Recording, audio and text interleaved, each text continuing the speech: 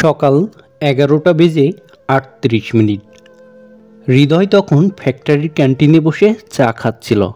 Lunch ব্রেকের ঠিক আগে শান্ত সময়টা তার সবচেয়ে পছন্দের একটি মুহূর্ত।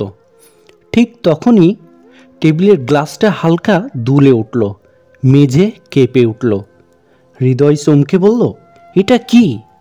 ভূমিকম্প নাকি? পরের মুহূর্তে পুরো ভবনটা কাঁপতে শুরু করলো। মেশিনের শব্দ থেমে গেল, মানুষ দৌড়দৌড়ি শুরু করলো, কেউ চিৎকার করছে, কেউ বা পড়ে যাচ্ছে। হৃদয় তখন দ্রুত সবাইকে বলল, ভাই মাথা ঠান্ডা রাখেন, লাইন ধরে বাহিরে যান। সবাই দৌড়ে বের হতে লাগলো, কিন্তু ঠিক তখনই সিঁড়ির মুখে একটা ছোট্ট সমস্যা নজরে পড়ল। ফ্যাক্টরির এক নতুন কর্মচারী, নাম রুবেল, বয়স মাত্র 19, পা আটকে পড়ে আছে। তার বুকে যেন ভয় জমে গেছে, দাঁড়াতে পারতেছে না আর। সবাই নিজের প্রাণ বাঁচাতে দৌড়াচ্ছে, কেউ আর পেছনে তাকাচ্ছে না। হৃদয় তখন থমকে গেল। সে নিজের উপর শ্বাস স্থির করে বলল, এইটা আমার সামনে হতে পারে না, চলো ওর ওঠায়। রুবেল এর দিকে যখন ছুটে গেল, হৃদয় তার হাতটা ধরে টেনে তুলল। রুবেল কাঁপা কাঁপা গলায় বলল, ভাই আমাকে রাখেন না, বাইরে যান ভাই, আপনি যে মরবেন। হৃদয় দম নিয়ে বলল, ভাই আমরা কেউ মরব না, চলো আমার কাঁধ ধরো। এক হাতে রুবেলকে ধরে আর এক হাত দিয়ে দেয়াল ঠেলে হৃদয় ধীরে ধীরে সিঁড়িতে নামতে লাগলো।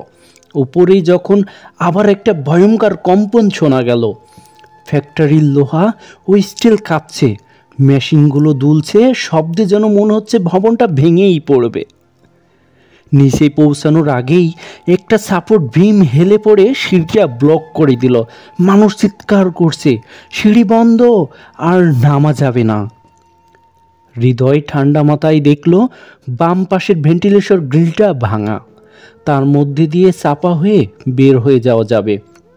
সে রুবেলকে বলল, তুমি প্রথমে বের হও, ভয় পেও না। রুবেল কাঁপতে কাঁপতে বের হয়ে গেল। হৃদয় শেষবারের মতো চারপাশ দেখে নিজেও বেরিয়ে গেল। দুজন খোলা জায়গায় আসতেই কম্পনটা থেমে গেল। সবাই কাঁপতে কাঁপতে দাঁড়ালো।